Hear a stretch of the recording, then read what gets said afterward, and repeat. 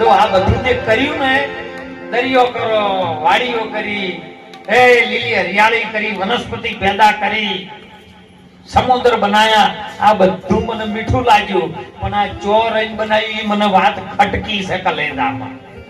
આ વાત મને કલેજામાં ખટકી રહી, અંતે મતી મારી અટકી રહી, જઈ બ્રહ્માંડમાં ભટકી રહી. બ્રહ્માંડમાં ભટકી રહી છે. એ બ્રહ્માંડમાં તમે જે બોલો ને શબ્દો ઉપર જોડે છે,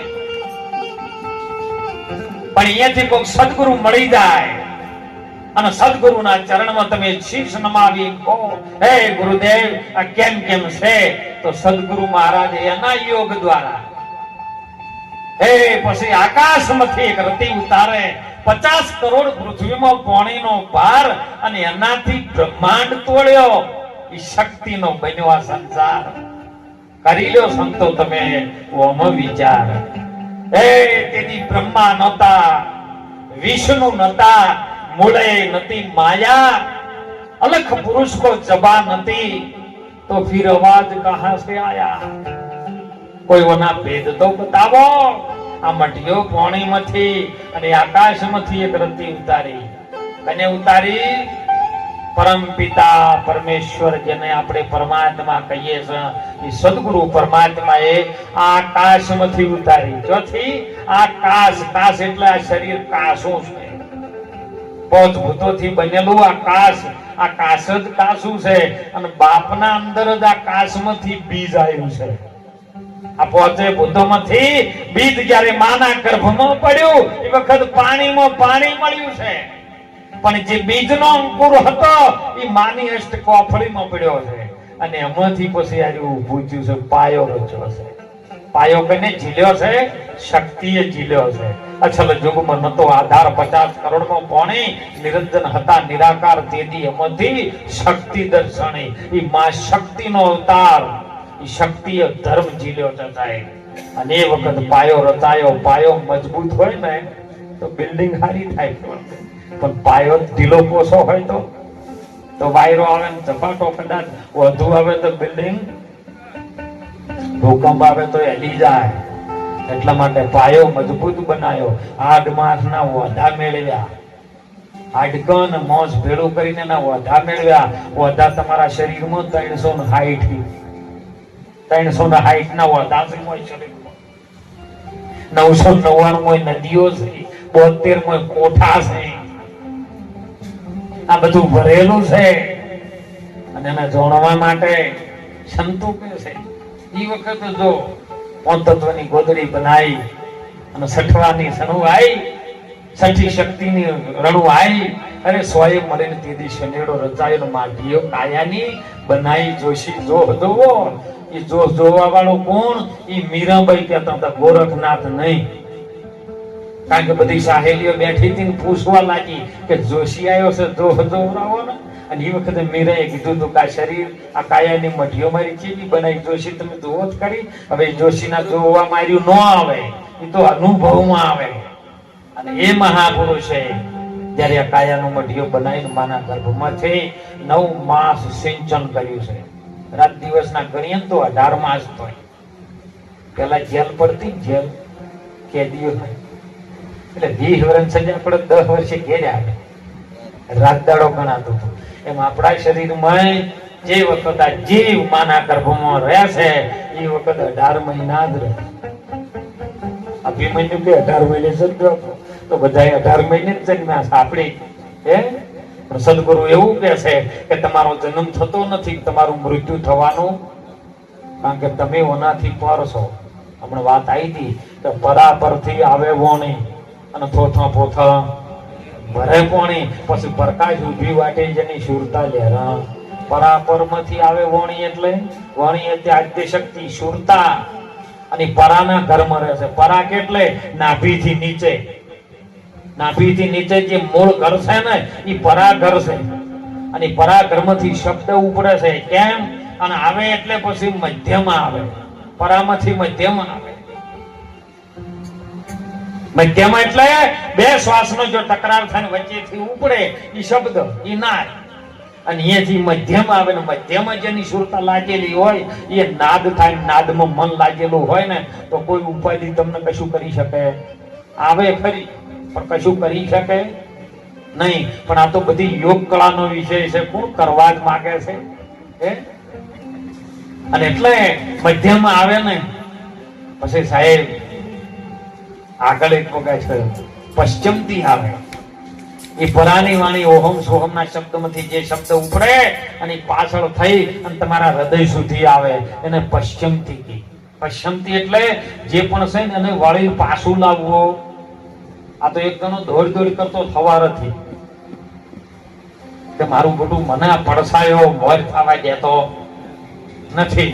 અને એવામાં 2-3 કિલોમીટર થોડી ગયો ઓફે ચડી ગયેલો અને એવામાં કોઈ ભેમજી મહારાજ જેવા મોરી આવતા હતા કે દોડે જેમ કે હવારોનો દોડું પણ આવ્યો મને મોરે થવા દેતો.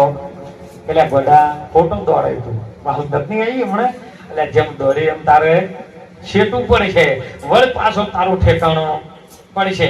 એમ મહારાજ ઉભા રહ્યા ઉભો રહો ભાઈ ચમ દોડ્યું કે આ પાડસાયો મને મોર થવા દેતો નથી કે 1 મિનિટ ઉભો રહેજે.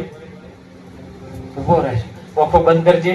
ઓખો બંધ કરી તો બાપુ પણ કે આમ ચમ કે તું બંધ તો કર. બંધ કરી ઓખો ખાલી કરીને આમ પાકું ફેરવી દીધું. બોલો પડસાયો જાય છો સૂર્યના હોમું મોઢું કરી દીધું એટલે પડસાયો ચેડે જતો રહ્યો. હાલ આપણે સૂર્યને ચેડે રાખાય. સૂર્ય એટલે ગુરુ. જે અજવાળું છે એ ગોળું છે ને એના હોમાં જો ઉભા રહો પડસાયો ચેડે જાય. પણ આપણે હળવા ફરીને ઉભા રહે એનું કારણ જ આ છે. અને એમ મહાપુરુષો પશ્ચિમથી જે પણ જો છો ને એને પાછળ લઈ જાઓ, વળતું લાવો. મહાપુરુષો સંતોએ કીધું છે. તો સાહેબ કેવું કીધું ખબર છે? કાઢી નાખો કલશન ને તમારી કેવળ કરજો કાયા રે હે જીવોજી. અને તમારી વર્તી વાળીને પાછી ઘેર લાવો મારા વીરા. સેવો સદગુરુ હાચા ये से मारा मुक्ति ना दाता रे हे जीवोजी. ये વર્તી બહાર જાય છે ને વાળીને પશ્ચિમથી પાછી લાવો. અને પાછી લાયા પછી જે બહાર નીકળે છે ને વહી ખરી. હાલ જે વહી વાળા જે ખરી પડી છે આ ખરી છે અને તમે પકડી લો. અને એ શબ્દ જો કોક નામ ખરેલો પકડાઈ જાય તો બેડો પાર થયો છે. ને કે ગમે એટલું આપણું જીવન ઓમનોમ જતું રહેશે ને પણ પાછળથી પસ્તાવો થશે. હમણાં જોરાપુરા ભક્ત મંડળ સુંદર વાણીમાં વાત કરી હતી સાહેબ કે તો આ જોજે જોજે માનવ રંગ જાય ના નહીતર તને પાછળથી પસ્તાવો. પાછળ પછી પસ્તાવો થશે ને તો મેળ આવવાનો નથી. એટલે માએ અને બાપાએ તો તમારા શરીરનો જન્મ આપ્યો છે. તમારો જન્મ સદગુરુ હાલે બીજો કોઈ આપી શકે એવો નથી. આ વાત રામાયણે નક્કી કરી છે. જો કદાચ સેવા મહારાજ કરવી હોય મા બાપની કરો, યાદમાં હોય કરી દેજો. પાછળ કોઈ થાય એવું. પણ હું એમ વિચારું કે જે ઘડી રામને વચન આલ્યું, વચન કઈ કઈએ જયારે દશરથભાઈ માગ્યું અને રોમે હોભળ્યું અને એ વખત રોમે તરત જ કીધું કે મારે વનવાસ 14 વર્ષ જવું છે, એમાં કોઈ ચિંતા જેવું નથી. તો એના હગા બાપની સેવા કરવા એ નતો રહ્યો. દશરથ રાજાનું મૃત્યુ થયું તો એને ડાગ આલવા અગ્નિદોન આલવા નતા આયા. તો રોમ ભગવાન કેવો હે હગા બાપને અગ્નિદોન ન આલવા આવ્યો તો તમે એને ભગવાન બનાવ્યો. તો બોલો રોમ મોટો તમે મોટા. નક્કી કરવું ન કરવું હે? પણ આ તો ગપ્પી ગોળો કોને હું ગાયો છે આ કોઈ ખબર? રામાયણ શું કહેવા માંગે છે અને મહાભારત શું કહેવા માંગે છે આપણે એમાં જો ના જાણતા. ઘણી વખત મને પ્રશ્ન થાય પ્રવીણભાઈ, ઘણા કહે છે કે હોનું તમે અહીંથી લઈ જાઓ.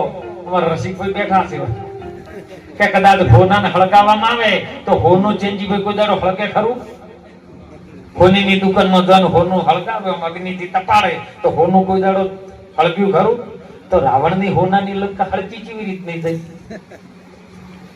કોઈ દાડો વિચાર કર્યો કે આવડી મોટી હોનાની લંકા હળગે કેવી રીત નહીં?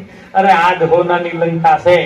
પણ જો અહંકાર નામનો રાવણ મોય આવી જાય અને જો ભક્તિ નામની સીતાનું હરણ કરે તો નક્કી આરી હોડાની છે હળગે હળગે ને. અને કોણ પાછું હળગાવે ખબર છે? વાહનર. કેવો? એ મન છે એ હનુમાન છે. અને હનુમાન જ તમારી લંકા હળગાવે. તારા દુનિયામાં બધું જે હળગાયું છે મન જ હળગાયું છે, બીજું કોણ હળગાવે? એટલે મનને બહુ ઠપકો આલ્યો છે સંતોએ કે મન તું આગેરું ચો છલાય બીજો નથી બોલતો, પણ મનની ભૂમિકા મન સુધીની નથી. આપણા શરીરની અંદર સંતોએ પ્રમાણ કર્યું છે કે 7 પ્રકારનું શરીર છે આપણા અંદરમાં. એક શરીર તમને જે દેખાઈ રહ્યું છે એ સ્થૂળ છે, એ દેખાય છે, બધાને દેખાય, એ સ્થૂળ શરીર છે. પણ એની અંદર એક સૂક્ષ્મ શરીર છે, કારણ શરીર છે, મહાકારણ શરીર છે. મનોમય વિજ્ઞાન બોલે છે, આપણું ભારતનો ઇતિહાસ બોલે છે. વરુણ પુરાણમાં સંતોએ કીધું છે કે જે અંદર કોષો ચાલી રહ્યા છે, શરીર તમને દેખાય પણ અંદર કોષો દેખાતા. જો કોષોનો જોવા હોય તો તડકો નીકળે તો સૂર્ય બહુ નજર કરજો. ઝીણા ઝીણા જેમ પેલા ટીવી પેલી વાઈટ હતી ઝરમરિયા આવતા ને, એવા કોષો તમને તડકે દેખાય. એ કોષો જ છે, એ કિરણો છે, એ તરંગો છે. અને એ તરંગો તમારા શરીરમાં બોડી ચાલી રહ્યા છે અને એના લીધે શરીર ચાલે છે. જો ઈરા ઓછા થવાનું હોય સોમાં બીમારીઓ વધી જાય. અને એમાં એક સ્થૂળ શરીર છે ને, એ અન્નમય શરીરનો છે. પછી પ્રાણમય શરીર છે, વિજ્ઞાનમય શરીર છે, આનંદમય શરીર છે, શુદ્ધતામય શરીર છે, એક પરિવાહિત શરીર છે, અને એક છેલ્લે છે એ ચેતના છે. ચેતનાનો જે ઉર્જા પાવર છે ને એ આત્માનો છે. હવે આ 100 પગથિયે જેવથી પાર ના કરો ને, કારણ કે 5 તત્વ અને 6 છે પ્રાણ. અને પ્રાણથી પેલી બાજુ જો ને તાણે તો સદગુરુની ભૂમિકાનું પેલું પગથિયું ચાલુ થાય છે. એટલા માટે ખૂબ ભજન કરજો. પછી હું તો ઘણું બધું સત્સંગ આપણને કોઈ ન ઉતરે ને કોઈ નહીં, પણ કોક ના હમી વગલી કરીને કોકનું ખોટું ન કરતા. બીજું